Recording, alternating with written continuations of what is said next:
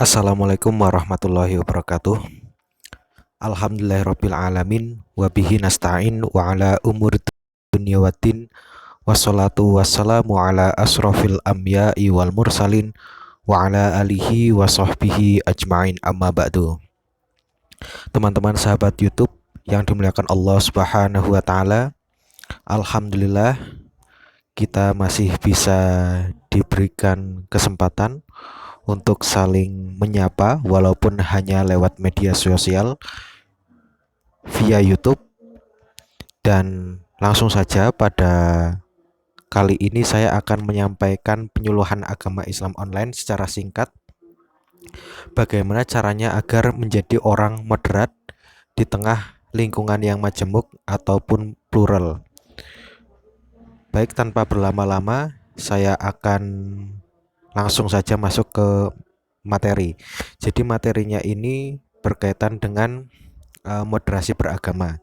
Tema besarnya adalah moderasi beragama, bagaimana menjadikan kita orang yang bisa luas ataupun fleksibel hidup di tengah masyarakat, baik itu di desa maupun di kota, sesuai dengan visi misi negara, kemudian juga agama, tanpa harus saling membenturkannya. Jadi yang akan saya sampaikan ini bukan murni pemikiran saya, akan tetapi saya mengambil atau mengutip dari buku yang berjudul Islam dan Urusan Kemanusiaan. Nah, ini dari penerbit Serambi, dan saya akan mencantumkan juga halaman berapa, kemudian penulisnya siapa, yang akan saya ambil dan saya share ke teman-teman. Jadi tulisan yang saya ambil yaitu dari penulisnya bernama Hamid Baro Aminuddin tentang perdamaian, pencegahan konflik, dan hukum Islam, pandangan dan pengalaman Muslim Filipina, halaman 214 2016. Nah, ini penerbitnya adalah penerbit Serambi. Jadi nanti teman-teman kalau misalkan menginginkan bisa ketik saja judulnya tadi, kemudian nanti bisa download secara PDF gratis melalui Google ataupun yang lainnya. Jadi yang perlu saya sampaikan di sini pun ini berkaitan dengan pandangan dan pengalaman Muslim Filipina, akan tetapi karena Indonesia dan Filipina sama-sama Asia Tenggara dan sama-sama memiliki kemajemukan dalam bidang sosial maupun agama, maka tidak ada salahnya ini kita terapkan juga sesuai dengan kebutuhan masyarakat di Indonesia. Yang pertama, bagaimana cara agar menjadi seorang muslim moderat? Yaitu taat dalam kata-kata, perbuatan, dan tindakan. Jadi yang perlu kita garis bawahi di sini adalah kata-kata itu harus mengiringi perbuatan ataupun tingkah laku. Jangan sampai kata-kata tidak beriringan dengan perilaku. Karena dalam Islam sendiri dijelaskan kaburo maktan indallahi antakulu ma la taf'alun. Jadi kaburo maktan amat dibenci indallahi di sisi Allah, antakulu mengatakan ma la taf'alun, apa yang di mengatakan tetapi dia tidak berbuat. Nah, ini dijelas bahwa kata-kata manis, kata-kata yang bagus tetapi tidak diiringi dengan perbuatan itu sama saja dengan kemunafikan. Oleh karena itu, perbuatan dan kata-kata haruslah selaras antara perkataan dan perbuatan. Bagaimana jika sebaliknya? Perbuatan bagus tapi kata-kata tidak tidak baik. Nah, inilah makanya perlu diselaraskan. Artinya ini saling terkait dan tidak bisa dipisahkan. Bagaimanapun juga muslim yang baik adalah muslim yang menyeluruh. Jadi tidak setengah-setengah. Artinya kata-katanya baik, perbuatannya juga baik, dan juga menghasilkan sebuah tindakan atau kebiasaan yang baik.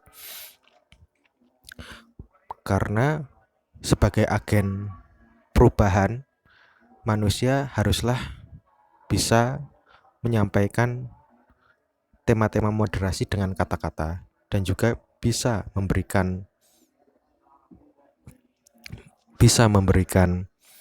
contoh atau uswah hasanah melalui perbuatan. Itu yang pertama. Kemudian yang kedua adalah taat pada hukum yang berlaku. Jadi sebagai muslim kita dituntut untuk mematuhi hukum yang berlaku.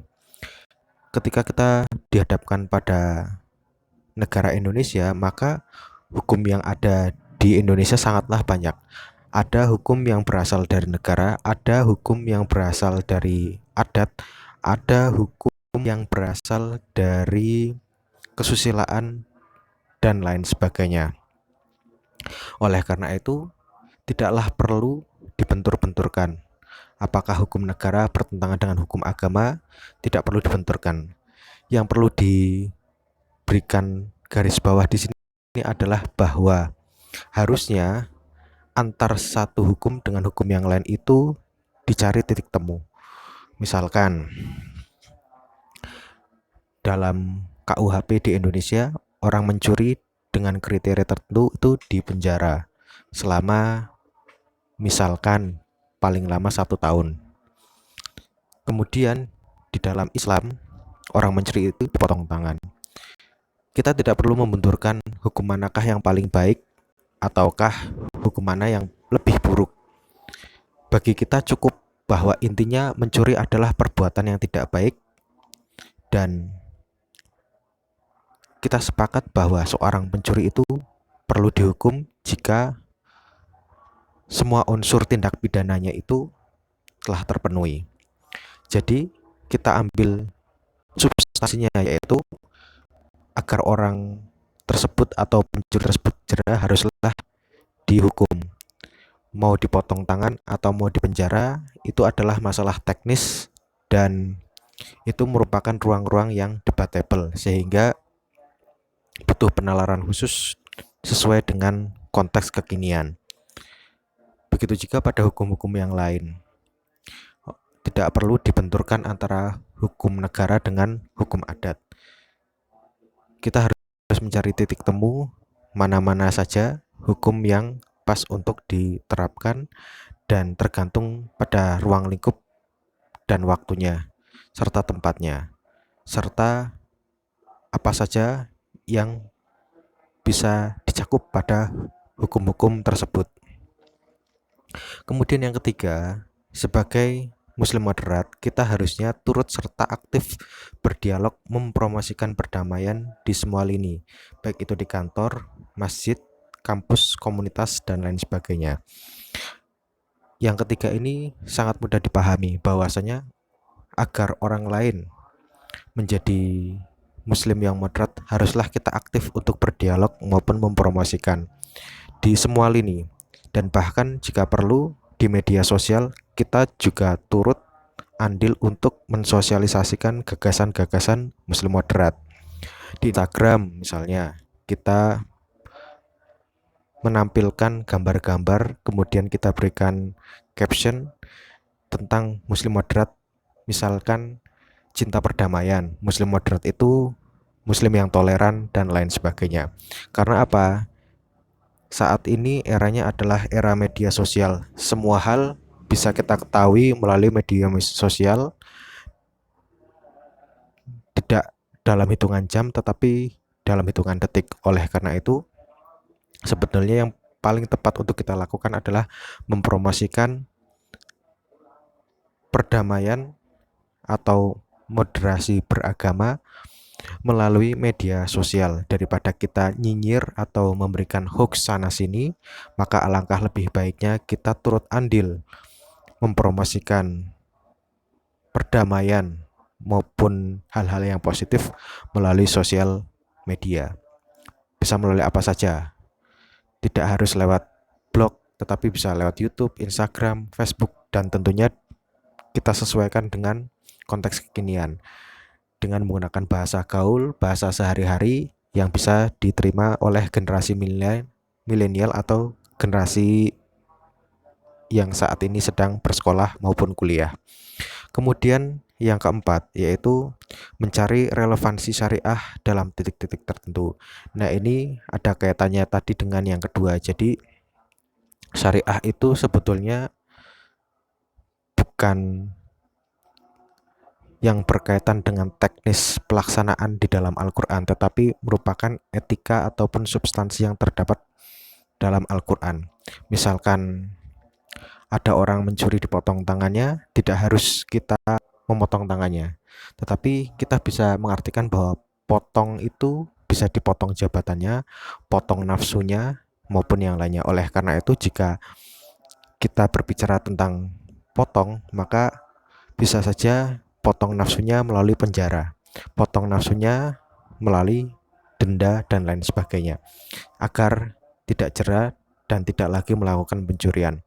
Oleh karena itu, maka sekali lagi, syariah itu merupakan sesuatu yang sifatnya global dan bisa diterima di dunia manapun.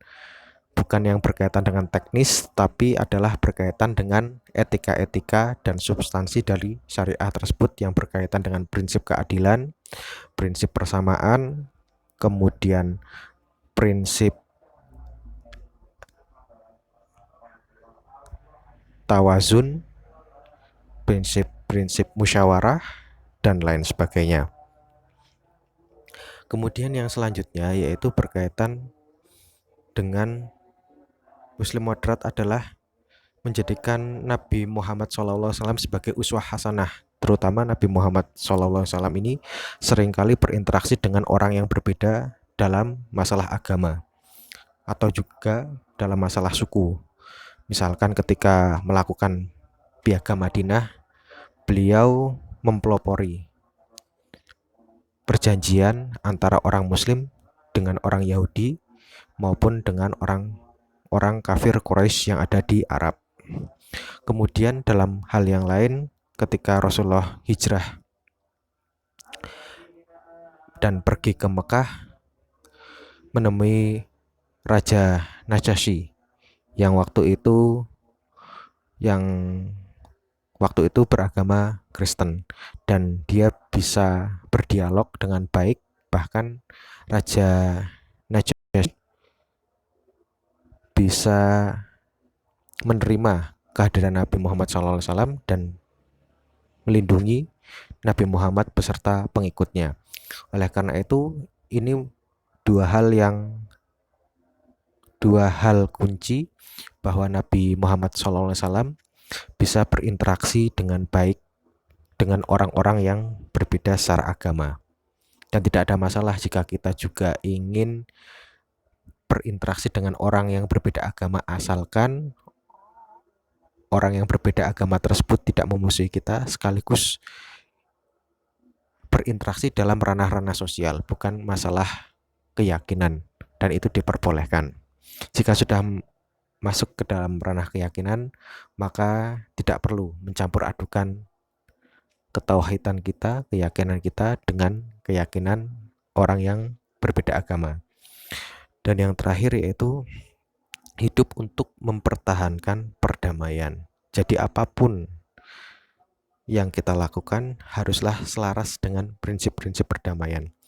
Jika ada sebuah permusuhan, ada sebuah konflik, maka apapun yang terjadi kita harus mengusahakan perdamaian. Mediasi harus berujung pada perdamaian. Ketika memang tidak dimungkinkan melakukan perdamaian, maka ya apa boleh buat. Semisal kita terjadi baku hantam ataupun peperangan, haruslah dengan etika dan prinsip-prinsip yang berlaku, terutama prinsip-prinsip kemanusiaan, prinsip-prinsip agama, dan lain sebagainya.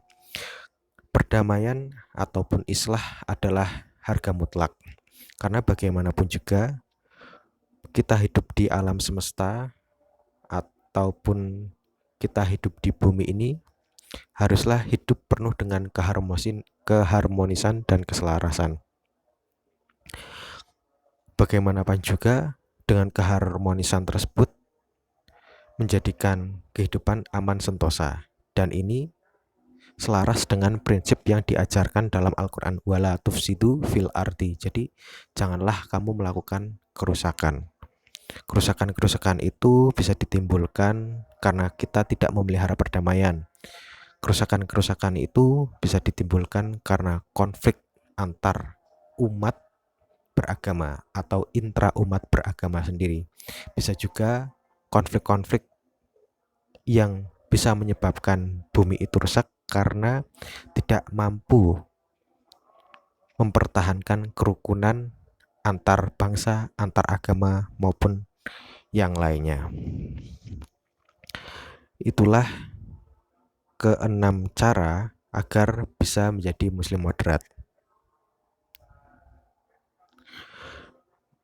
Dari keenam ini bisa kita simpulkan bahwasanya moderasi beragama itu tidaklah rumit, tidaklah sesulit